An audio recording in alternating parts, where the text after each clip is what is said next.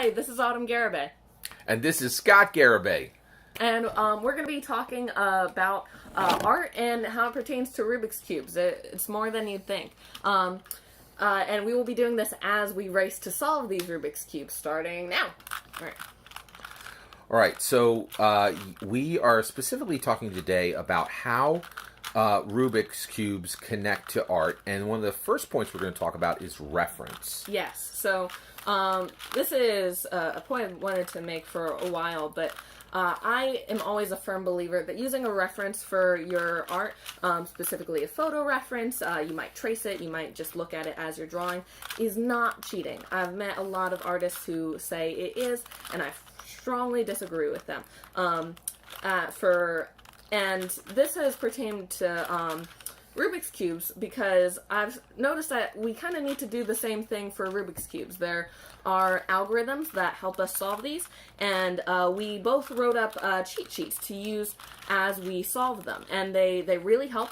And if you try to go about without them, it makes the process a lot slower.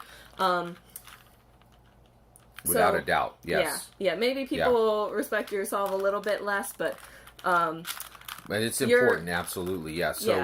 So basically, I think one of the things that we were thinking as far as reference and art is when you're at the beginning, you are doing your art and you're using references, and then as you mature, you should be stepping back and using references less.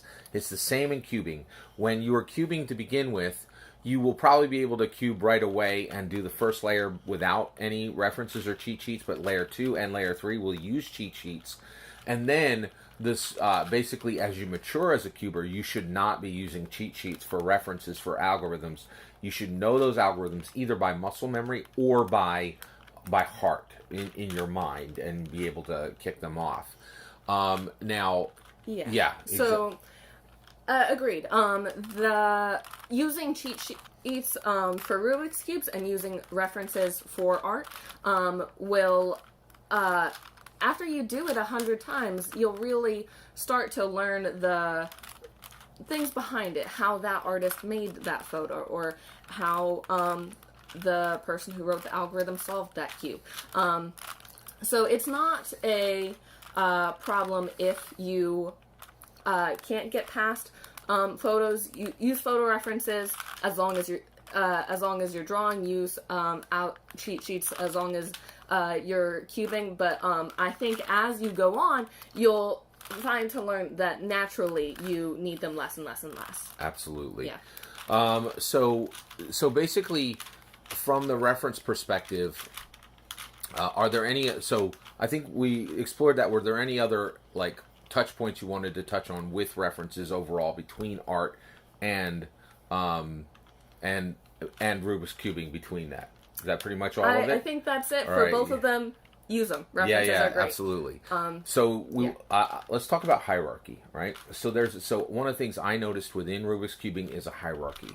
So within the hierarchy I noticed within Rubik's Cube is from the top down. You had Rubik's. All right, first solve. First solve, indeed. I'm going to start on the second cube. So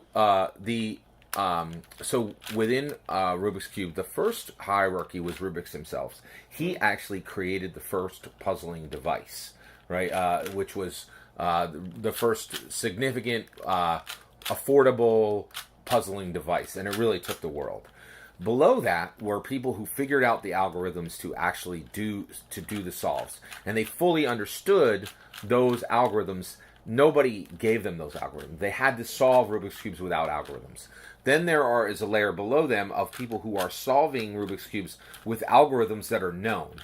Then there is a layer of people below that who cannot solve Rubik's Cubes, but do face solves without algorithms. They just have a Rubik's Cube in their house. They solve a single face. And then below that, there are people who never touch a Rubik's. What do you think of that, how that links in art? Yeah. I really think it does, and I think that's a good hierarchy to be aware of. And there's one similar in art I'll go through, but just to put some names to those spots, my dad actually taught me how to do these Rubik's Cubes. He learned from a method from a guy named Tyson Mao. He has a great method of how to do Rubik's cubes, and then above that, he would be nothing without the guy who made the Rubik's cube himself. So this is all to say that we always stand on the backs of giants, and we do as artists as well. So I have been in multiple art classes where we just painted and drew as much as we could. You learn a lot from just practice. But I've also been in a lot of art history and art appreciation classes, and I think those help as well. You learn the people who came before you and get to build on those. Yeah. Now, I'm curious, where do you think all the people in that are of equal value within the art community? Not, of course, all people are of value as human beings, but in the art community, is there a way to recognize and give maybe more deference to one group within the hierarchy, or do you think art is so like social and special and really in some ways trying to be non-commercial at that having that hierarchy listed and acknowledged, that it really everybody should be considered at the same level? Or what do you think of that? How do you think we should consider recognizing people and honoring people at different levels, or should it all be equal? What are your thoughts on that? That's a good question. I tend to think it should be more equal, because I think it's good to be aware of this hierarchy, but if you really ingrain it, I think there's a tendency to think of yourself lower or higher than you actually are. Yeah, that's interesting. And as artists, I'd consider like maybe some of the greats to be people like Michelangelo, Andy Warhol, people you'll see in great museums and learn from. And then people, I'd say commercial artists, people producing and selling art regularly, might be on the level below that, and then maybe doodlers below that who just draw for themselves, and people who don't draw below that. And there is a difference, because as an artist, I get so many comments of, oh, I wish I could draw like you have so much talent. And I always want to say, I can tell from this conversation you don't wish you could draw, because if you did, you'd be drawing. And Rubik's Cube are the same. They are a very affordable puzzle. I was always impressed by the people who did them until my dad taught me how to do them. And now I can do them pretty well myself. It's... One thing I'm curious of is, what are your thoughts on progressing up the hierarchy? So, do you think people have it in mind, like seasonally, annually, daily? When should you think about saying, okay, I need to think about moving on from being hey, second solve, what's going to happen now? So now that I guess I'm going to have to give mine up. So what are your thoughts on... He did solve 2 layers. That's exactly right. Yes. Thing. You solve it layer by layer, so thank you for doing 2/3 of the work for me. So that brings up a great point. So one of the things that's very clear is, oh man, there's so many things. So basically, let's stay focused on the hierarchy thing first, and then that may open up another question. But one of the things that I was thinking of when it comes to hierarchy is...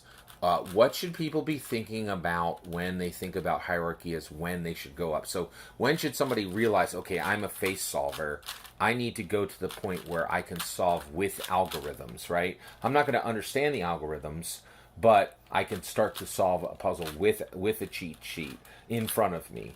When should people be thinking about that? And what are your thoughts on when you should be thinking of getting there? I don't think you can put a timetable on it. That is a very good question. I think it will come naturally and with whatever you want to do. So I have progressed up this myself. I think we all start as non-artists and then go to doodlers. And then the big question is. So I have solved 3 Rubik's Cubes now. In 9 minutes and 30 seconds. That's pretty incredible. Yeah, so now, actually, I think I want... so that's a great point. So you're saying it really shouldn't be a focus, is what you're saying, correct? I will say that, I'll put a caveat to that, in that you should be looking to go up the thing, but don't feel bad with the level that you are at. Because I will say I've moved up that...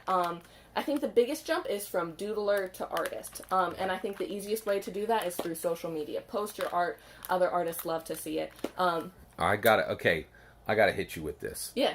What about raw talent, right? Like, you seem to have, like, you solved 3, and I solved 2. You solved 2 and 2, and I was able 2 cubes in the time it took me to solve 2 layers.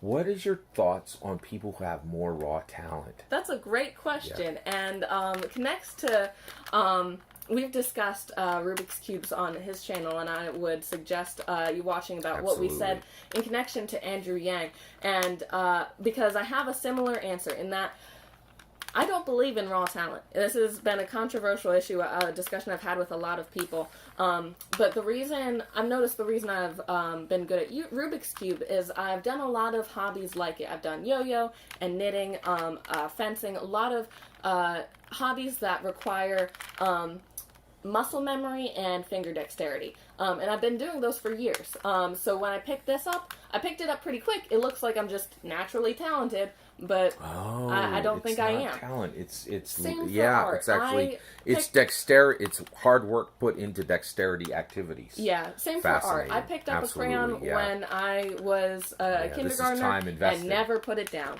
And you can do the same. And if you have not put in the work, don't feel bad. You might be a worse Rubik's Cube solver or a worse artist, but you will improve with time. That is what I believe about talent, both in art and Rubik's Cubes. Thanks for asking. Without a doubt. That was really cool talking about art and Rubik's Cubes. Any last points we want to hit? I think that's it, but thank you very, very much for doing this video with me, for teaching me how to do Rubik's Cubes, for supplying my love of art, and just everything connected with this video, and for being in it. I do apologize that your face isn't in it as much, but this is my dad. We just wanted to make sure you could see the Rubik's Cube solves, and if you would like to see his face, he has his multiple other channels and many other videos that I highly suggest you watch. So thank you. Thank you for being in this. Thank you for watching. Absolutely. And I highly suggest art and Rubik's Cubes. Yeah. Indeed. All right. Thank you for watching, and have a great millennium.